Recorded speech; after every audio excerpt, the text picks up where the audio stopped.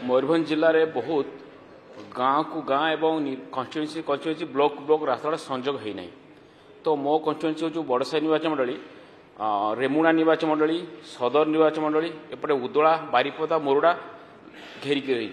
तो से जो 1 किलोमीटर 1.5 किलोमीटर रास्ता सेटा ना एमएलए मेकअप करी होची ना ब्लॉक रे पंचायत डिपार्टमेंट मेकअप करी होची। आरडी 3 किलोमीटर ऊपर को नहले टेकअप करि पारु नाही। तेणु से रास्ता गुड़ा केमिति 1 किलोमीटर 1.5 किलोमीटर भितर जो रास्ता गुड़ा केमिति कौन आरडी डिपार्टमेंट हो बा पंचायत डिपार्टमेंट हो केमिति हम सेटा मते मंत्री महोदय उत्तर रखिए। माननीय मंत्री माननीय स्पीकर मैडम तांको प्रश्नर आमर विधायक बिजुली भाई मोर बंधु तांकर दुईटा पार्ट प्रश्न अच्छी। गोटे तो है जे अनकनेक्टेड विलेज गुड़ा को कनेक्ट करने एवं अन्यटी है जे जोटा 1 किलोमीटर मिसिंग लिंक रही जाइथिबो ताकू कनेक्ट करने।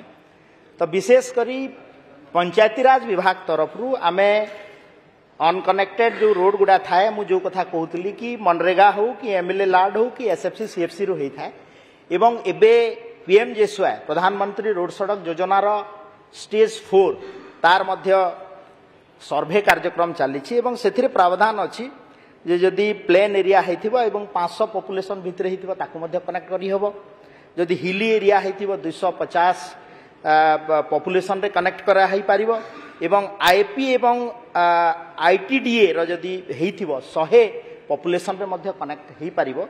एवं मयूरभंज जिल्ला रे जेहेतु आईटीडीए ब्लॉक गुडा अछि मु भाबुची अर्थर अभाव हबो नाही एवं जो प्रपोजल माननीय विधायक आमर सनातन बिजुली बड़साई देइछंती ताकू गोटे लिखित आकार रे देले डिपार्टमेंट निश्चित भाव में स्पेसिफिक तापाई उत्तरदायी हेबो एवं से कार्यक्रम को टेकअप करा।